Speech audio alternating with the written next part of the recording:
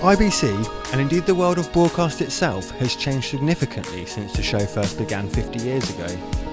The 2017 edition saw over 55,000 people descend on the 15 halls laid out by the organisers for an exploration of the latest in broadcast trends and technologies.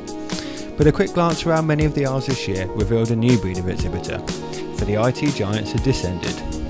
This is not unsurprising given last year's overriding theme of AV-IT convergence has evolved rapidly over the last 12 months, to the point where now entire end-to-end cloud-based workflows are actually being used by the biggest broadcasters out in the real world. One of last year's other key topics, HDR, also took on new meaning as discussions turned to the actual implementation and a dizzying variety of competing standards on offer. But at least the industry was seeing common ground when it came to IP, with simply having just ratified the SD 2010 standard. As was noted by many on the show floor, this was a welcome first step towards interoperability and was the talking point at the Interoperability Zone, which hosted real-time IP demos for production, playout and contribution. The partners behind the IP showcase, the AES, AIMS, AMWA, EBU, IBM, M&A, SMPTE and the VSF came together to educate broadcasters on the business, technical and creative benefits associated with IP workflows.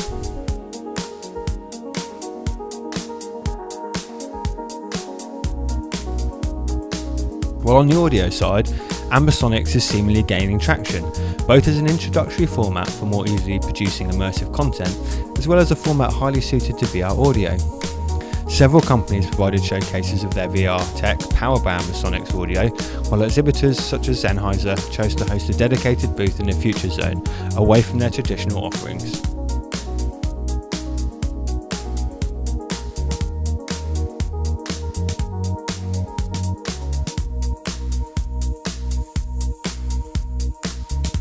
To the uninitiated, working with Ambisonics can seem daunting, and many of the exhibitors working in this domain therefore chose to offer demos to dispel such rumours.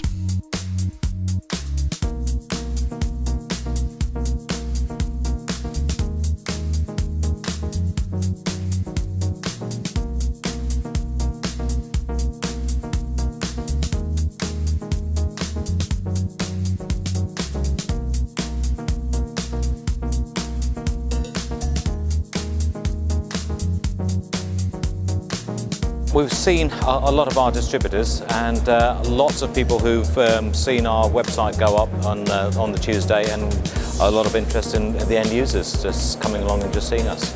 We've seen more end users than I have the broadcasters, but we have seen a couple of guys from the BBC thinking about what were they going to do in the next couple of years for their projects. So it's been a very interesting show from that perspective. It's been very busy. We actually, on the Sunday, we're super busy, but we expect this Monday and Tuesday also to be very busy.